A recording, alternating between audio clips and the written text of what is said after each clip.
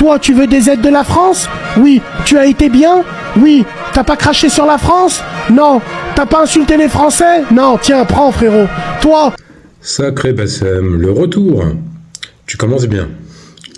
Alors, tu parles là des aides sociales que la France attribue à ses citoyens, résidents français, habitant en France, français ou pas, carte de séjour, régulièrement installés sur le territoire français. Alors, ce qui est très drôle, c'est que tu conditionnes l'attribution de ces aides à « t'as pas insulté le drapeau, t'as pas insulté la France ?» Bassem, tu devrais le savoir, puisque tu étais grutier en 2001, et avant cela, tu étais en recherche d'emploi, puis après, à partir de 2015, tu étais sur BFM TV, une chaîne reconnue pour son excellence journalistique, où tu montrais tes followers sur Facebook, mais c'est même pas ça, tu passais... J'ai retrouvé cette vidéo, j'ai même pas voulu la mettre parce que tu m'as fait de la peine. Tu vois, pour une fois, j'ai pitié de toi. Dans cette vidéo de BFM TV, en fait, tu disais « Moi, j'aime la France, je suis né à Lyon, je me sens français ». Et là, tu nous dis donc qu'il faut être français, un bon français, qu'il faut ne pas avoir insulté la France ni le drapeau bleu, blanc, rouge pour mériter les allocations familiales. Bassem, les allocations familiales sont soumises à un plafond de ressources. Arrête de croire et arrête de véhiculer que ce sont que les étrangers ou les personnes d'origine étrangère qui bénéficient des aides sociales. Quelqu'un qui travaille et qui n'est pas dans la bonne tranche, il va rien toucher en fait, ni APL ni prestations. Les gens qui sont peut-être au RSA, tu crois que c'est que des étrangers? Je veux dire, t'es allé te promener dans toute la France. Tous les Français qui peuvent y avoir accès, ils y auront droit. Et ça n'a rien à voir avec insulter le drapeau, insulter bleu, blanc, rouge, ou être français, en fait. C'est-à-dire être français dans le sens de l'appropriation de l'identité française. Les minima sociaux, tout comme les allocations familiales, sont un droit qui font partie, en fait, de la politique de l'État français. Après la Seconde Guerre mondiale, le baby-boom, etc., qui ont mis en place ces mesures, qui n'existent pas, par exemple, aux États-Unis, et qui ont le mérite en France d'exister, certes. On peut qualifier ça d'assistanat, on peut en penser ce qu'on veut, mais en tout état de cause. Arrête de tout ramener aux étrangers, en fait. Ça devient problématique, joker du Rassemblement national que tu es. Toi, c'est pas toi qui dis tous les jours « Ah, c'est pas mon pays, va te faire niquer, barre-toi !» Donc Bassem, tu es encore pire que Jordan Bardella, puisque tu dis, en substance, va te faire niquer, et ça reste sur les réseaux sociaux, ça. Moi, TikTok, des fois, ils me suppriment des vidéos. Par exemple, ils m'ont supprimé la dernière fois 2 vidéos que je ne peux pas publier. Il y en a une, c'est sur le général Richepanse qui a massacré des Guadeloupéens en 1802, et il y en a une deuxième, c'est sur l'Algérie et la résistance face aux Français. On les a supprimés, contenu violent, alors qu'il n'y avait pas d'insulte. Là, tu dis, calmement, toi, t'es pas un bon français, ou alors t'as insulté la France, va te faire niquer. C'est d'une vulgarité. Je me demande encore pourquoi les gens te suivent, je me demande encore pourquoi ils vont dans tes lives, mais ça c'est un mystère que je ne m'explique pas, je ne maîtrise pas le phénomène des réseaux sociaux. Je suis qu'un modeste historien, mais là, tu continues encore tes blasphèmes et tes insultes, mais on va continuer parce que tu t'arrêtes pas là. Toi là-bas, tu es fier d'être français? Oui, sûr, montre-moi, chante la Marseillaise, montre-moi, donne-moi 2 dates de la France, vite, casse-toi, toi t'aimes la... Alors franchement, là, tu fais preuve d'une espèce d'humour parallèle dans un autre univers, le multiverse en fait, comme avec le Doctor Strange, les Avengers. Tu dis, chante-moi la Marseillaise, tu sais même pas qui a écrit la Marseillaise, Roger de Lille, tu connais même pas le texte en entier et tu viens dire la Marseillaise. Et tu sais même pas quel est le fondement de la Marseillaise. Et au-delà de ça, tu dis, donne-moi 2 dates de la France. C'est très français ce que tu viens de dire. 2 dates historiques concernant la France. Mais Bassem, donne-nous-en des dates, donne-nous des faits. Qui a créé la France? D'où vient la France? Qu'est-ce que la France? Qu'est-ce que l'idée de la France? Après, les dates, on peut en donner des centaines, il n'y a pas de souci. Mais c'est quoi l'idée? C'est de faire passer un test d'histoire, déjà à toi-même, ce serait bien, pour que les gens puissent bénéficier des minima sociaux ou des allocations familiales. C'est ça le projet? Puisqu'après, tu dis, si tu le fais pas, barre-toi. Barre-toi où? Est-ce que tu prends en considération le français qui habite dans une région de la France, français de souche, blanc, gaulois, comme tu les aimes, Gérard, Michel, etc., qui touche le RSA, par exemple? Et qui n'a pas fait d'études d'histoire, qui n'a peut-être même pas été à l'école, qui a arrêté à l'école primaire, Il peut pas donner 2 événements, si, peut-être la constitution de la Ve République, pourquoi pas, l'élection du général de Gaulle, oui, qu'est-ce qu'on va donner? Les essais nucléaires en Algérie, dans les années 60, la grotte d'Ouvéa dans les années 80 avec les Kanaks, bon. Ils t'en donnent pas, qu'est-ce qui se passe? Ils se barrent. Ils se barrent où? Tu vois, tu tournes en rond. Joker, tu rassemblement national que tu es. Toi, t'aimes la France? Oui, tiens. Toi, c'est comme ça que ça marche, c'est tout. L'ordre et discipline. C'est tout. L'ordre, discipline, mérite. Travail, famille, patrie. C'est tout. Je rappelle qu'historiquement, travail, famille, patrie, c'était une devise du maréchal Pétain. Hein. Bassem, tu dois pas le savoir. Ou alors tu le sais et tu le fais sciemment. Je rappelle que Pétain, maréchal Pétain, régime de Vichy, quand la guerre est perdue par la France en 1940, ce qui se passe, c'est qu'il y a un gouvernement qui va se mettre en place à Vichy, puisque Paris est occupé par les Allemands. On l'appelle le régime de Vichy, mais aussi le régime des collabos.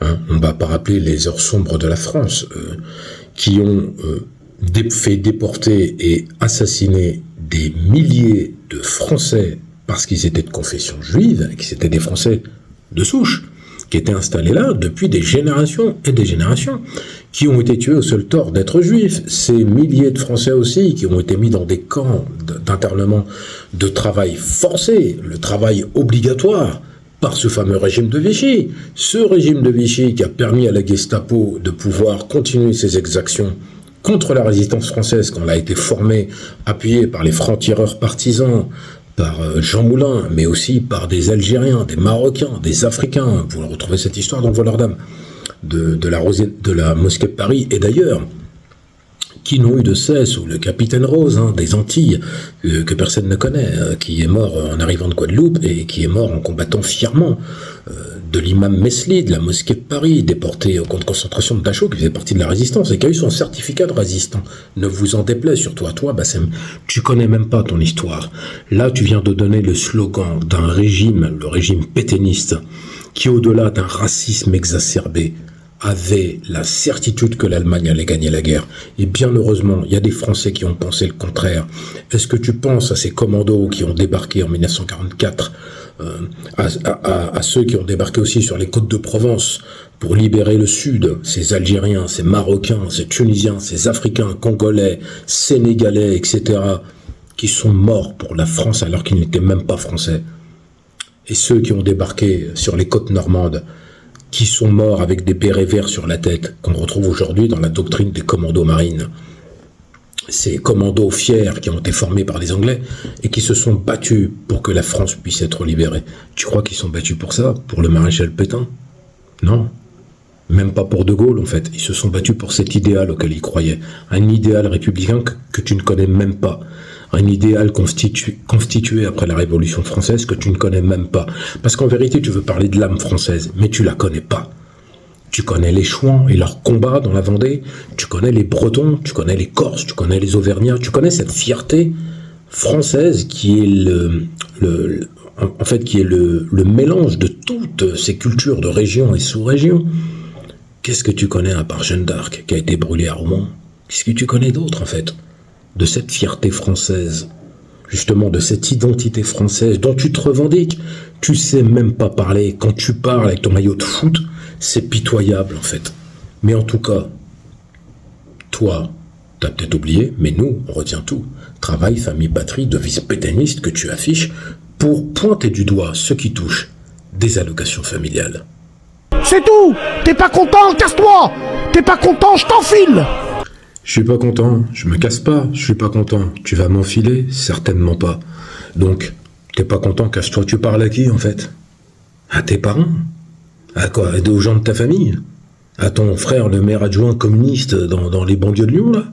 À qui tu parles? Et en plus, tu veux enfiler qui? Parce que tu dis enfiler. Pourtant, t'as été poursuivi hein, pour des propos homophobes. J'ai vu certaines de tes vidéos. Au-delà d'insulter tout le temps les Noirs en permanence, t'insultes aussi les homosexuels. Tu discrimines tout le monde, en fait. Mais là, je t'enfile. Mais c'est d'une bassesse intellectuelle pitoyable. Ouais, pitoyable. C'est tout, khlas. C'est tout. Moi, c'est comme ça que je vois la France. C'est comme ça. Vous avez déchiré un drapeau français, toi et ta famille. Viens là. Viens là. Viens ici. Vous allez me tricoter 1000 drapeaux français. Vite. Dépêche-toi. Et je filme. Et je fais une émission spéciale. C'est vous qui avez enlevé le drapeau? D'accord. Bon, regardez, ils aiment la France, ils sont en train d'en faire 100 là. Dépêche-toi. Chante. Marchons. J'ai pas entendu. Marchons. Tu as du mal à chanter. Hein. Un coup de crosse, s'il te plaît. Bah, un coup de crosse. Ce que tu viens de dire là, ça s'appelle en fait du totalitarisme. Tu veux contraindre les gens, les frapper, les martyriser, les obliger à chanter, les obliger à tricoter, je ne sais pas comment on va tricoter, mais tricoter 1000 drapeaux sans... Tu veux les inviter dans l'émission, les filmer, etc. C'est du totalitarisme en fait. Là, tu démontres par A plus B qu'au-delà d'être un joker du Rassemblement national, tu es même un joker du chantre de l'impérialisme, mais surtout de l'irrespect des communautés diverses qui composent aujourd'hui la France, et dont tu es le premier, je dis bien le premier baltringue. Maghrébin, tu es d'origine tunisienne, tes parents sont arrivés de Tunisie, tu t'appelles Bassem, mais pourtant, même si tu changeais de prénom, tu pourrais pas changer de visage. Tu continues à fustiger des gens. Tu critiques les Noirs, ça on le sait déjà, on a vu tes vidéos. Mais même les Maghrébins, tu les critiques. Les sœurs qui portent le voile, tu les critiques. Tu critiques tout le monde, sauf tes maîtres en fait. Parce que ton maître, tu le critiques pas. Là, tu chantes même ses louanges, marchons. Alors moi, je vais te dire, c'est pas parce que on n'a pas d'esprit critique envers ce qui peut se passer en France ou dans le monde qu'on peut ne pas se sentir français. Toi, par contre, tu te sens plus que français. Tu es un esclave mental. Chante, je t'ai dit. Voilà, tout simplement. Tout simplement, nous on va t'afficher, je vais continuer à t'épingler, je te lâcherai jamais. Merci de vous abonner, commentez, partagez, likez. Vous êtes de plus en plus nombreux à me suivre et cela me donne de la force. Je continue à faire mes vidéos. On est ensemble. Merci.